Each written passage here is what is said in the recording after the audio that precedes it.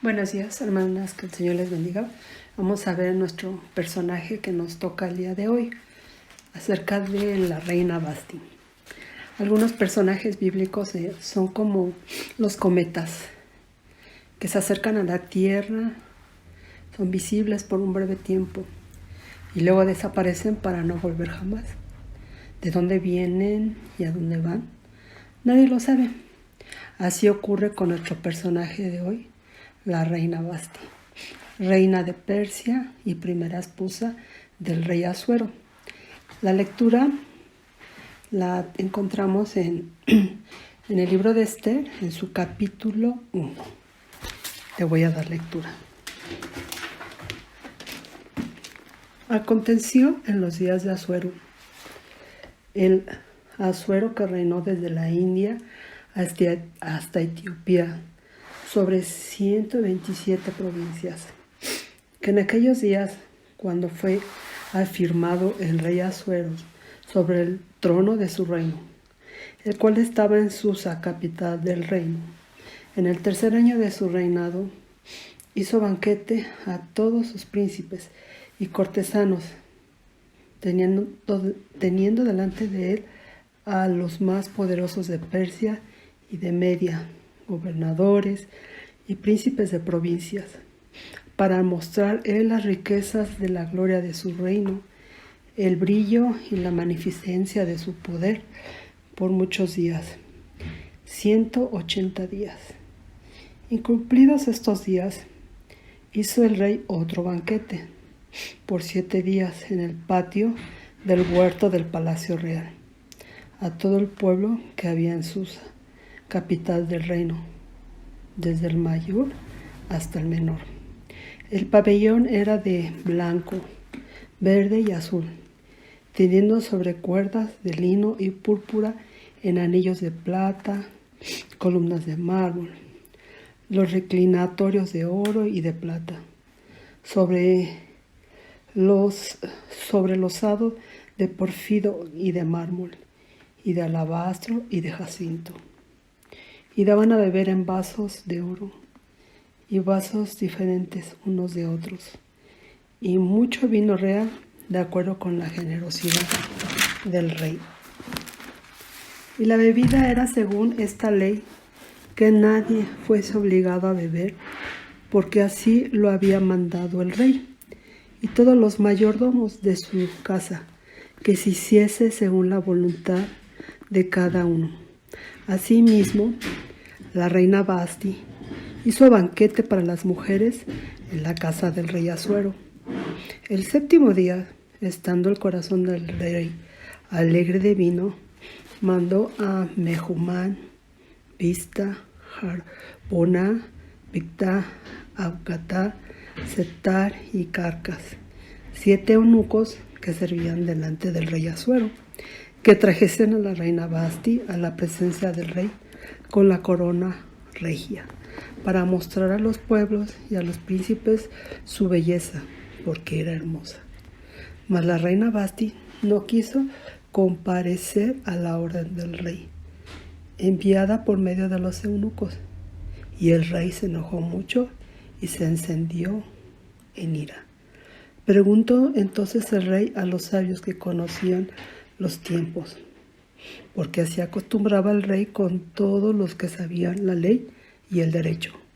Y estaban junto a él Carcena, Setar, Admata, Tarsis, Meres, Mersena y Memucán, 7 príncipes de Persia y de Media, que veían la cara del rey y se sentaban los primeros del reino. Les preguntó qué se había de hacer con la reina Vasti, según la ley, por cuanto no había cumplido la orden del rey Asuero, enviada por medio de los eunucos.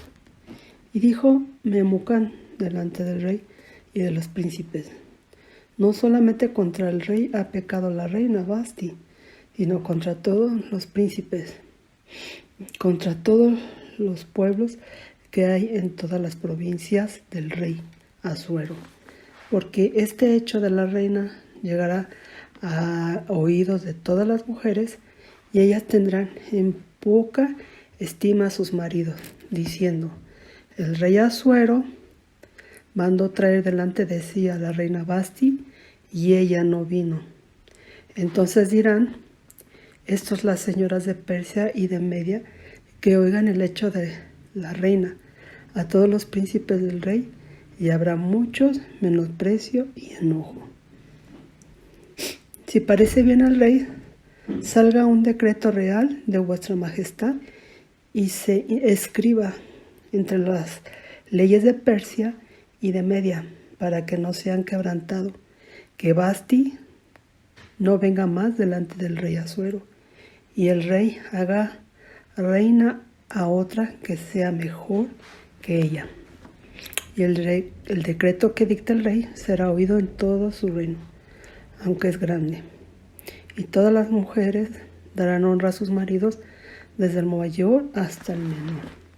Agradó esta palabra a los ojos del rey de los príncipes, e hizo el rey conforme al dicho de Memucán, pues envió cartas a todas las provincias del rey, a cada provincia conforme a su escritura, y a cada pueblo conforme a su lenguaje, diciendo que todo hombre afirmase su autoridad en su casa y que se publicase esto en la lengua de su pueblo. La historia tiene 3 momentos: exigencia o petición, el rey llama a la reina Vasti; desobediencia, Vasti se niega a ir; destitución, como consecuencia de su desobediencia, Vasti pues es destituida como reina. Todos estos acontecimientos sabemos que forman parte de los propósitos de Dios hacia su pueblo. De hecho, en el siguiente capítulo vamos a entonces ya ver cómo Dios levanta a Esther para entrar en la historia, en esta historia, ¿no? Pero bueno, nosotros estamos poniendo atención en el capítulo 1. Tomaremos entonces la enseñanza para nuestras vidas. La sujeción es un principio en la vida cristiana. Por supuesto que en el matrimonio también. Romanos 13, 1 y 2 dice: someteos a toda persona a las autoridades superiores, porque no hay autoridad sino de parte de Dios, y las que hay por Dios han sido establecidas. De modo que quien se opone a la autoridad, a lo establecido por Dios, resiste. Y los que resisten acarrean condenación para sí mismos. En el matrimonio, el varón es la cabeza del hogar. Vasti era reina, pero estaba sometida a su marido, el rey. Y este acto de rebeldía provoca que el rey decida desterrarla, decida quitarle ese privilegio que ella tenía de ser la reina.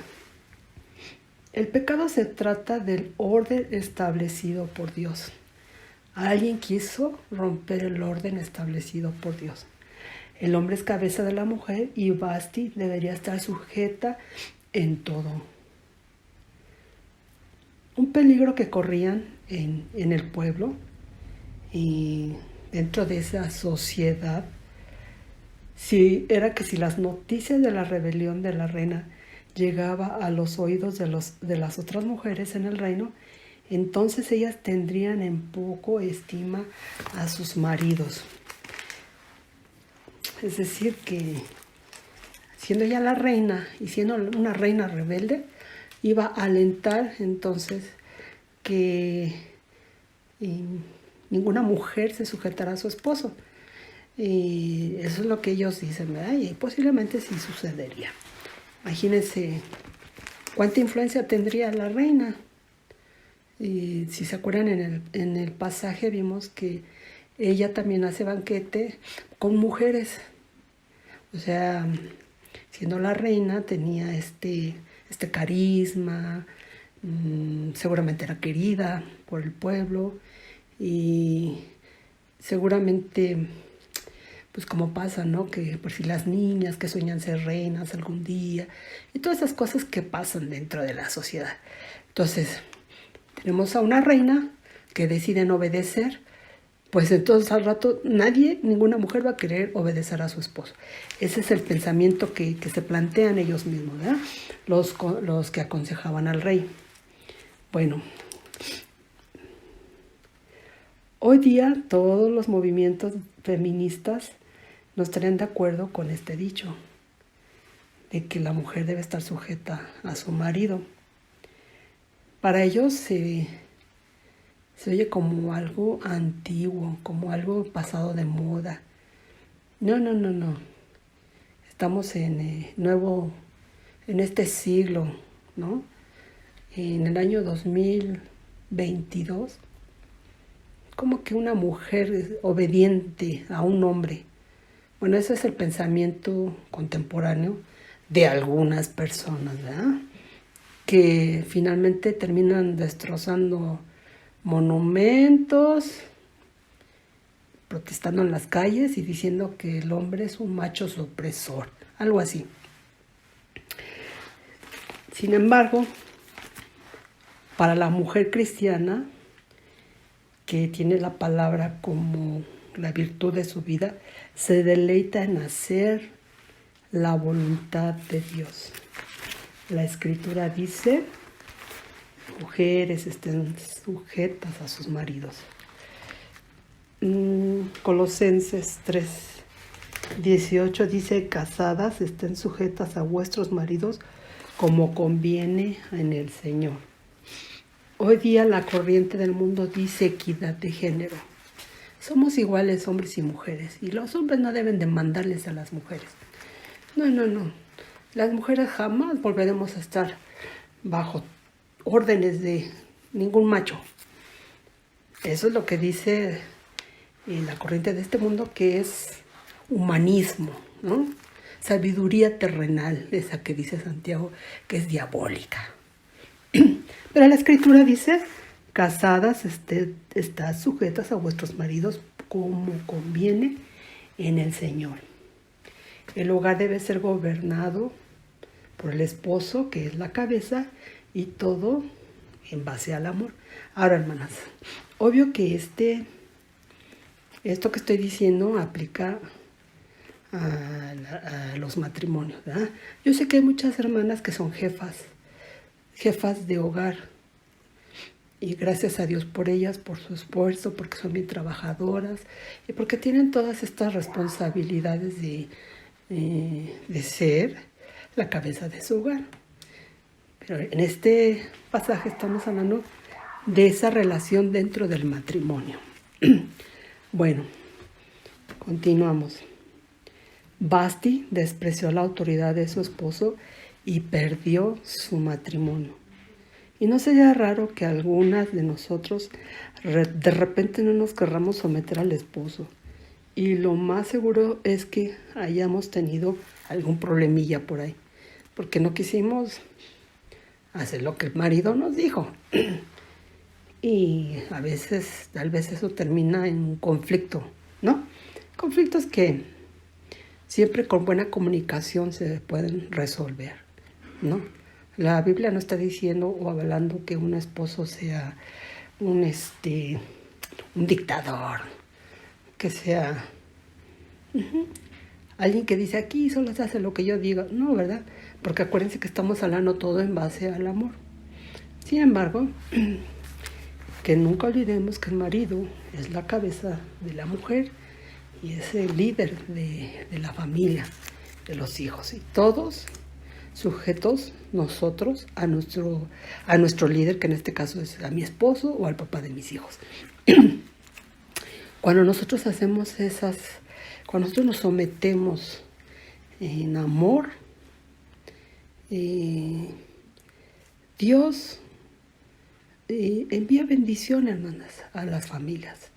Dios bendice cuando uno obedece la Escritura, ¿verdad? Que el Señor nos ayude a poner su palabra por obra, amando y respetando a nuestros esposos en el Señor. Por último, el tema nos habla de sujetarnos a nuestras autores. Es decir, este es el tema más evidente que nosotros hallamos ahí en el capítulo 1 de Esther. Una esposa que no se quiso someter a su esposo, que de acuerdo a las costumbres de la época lo tenía que hacer, pero que se rebeló en un momento dado y le trajo, esta desobediencia le trajo una consecuencia, y donde el esposo pues tiene que aplicar la ley, que no es muy favorable para esta esposa, ¿no? Esa es la síntesis del capítulo 1. Sin embargo, nosotros también podemos decir que también se nos está hablando de qué importante es estar sujetos a nuestras autoridades. Cuando nosotros actuamos en consecuencias, hay bendición de Dios a nuestras vidas. Nosotros tenemos que ser obedientes con las leyes. Dice el apóstol Pablo que oremos por nuestras autoridades para que vivamos quieta y reposadamente, ¿no? Que nosotros tengamos libertad de culto, libertad de reunión, libertad para evangelizar. Todas estas cosas nos son otorgadas, digamos, como iglesia, mediante el poder de Dios, pero sujetándonos a nuestras autoridades. Las autoridades que Dios ha puesto en nuestros gobiernos, ¿no? Gobiernos municipales, gobiernos federales, municipales, estatales y federales. Cuando la iglesia pone en práctica esta palabra, Dios envía bendición a la iglesia, ¿no? Claro que no podemos pasar por alto que la iglesia pudiera pasar por persecución o restricciones, pero siempre la iglesia tiene que sujetarse a las autoridades. Saben que Dios nunca nos va a dejar avergonzados. Por lo menos nosotros, la iglesia en México, tenemos esa libertad de reunirnos, libertad de predicar, de evangelizar, y estamos sujetos a nuestras autoridades, ¿verdad?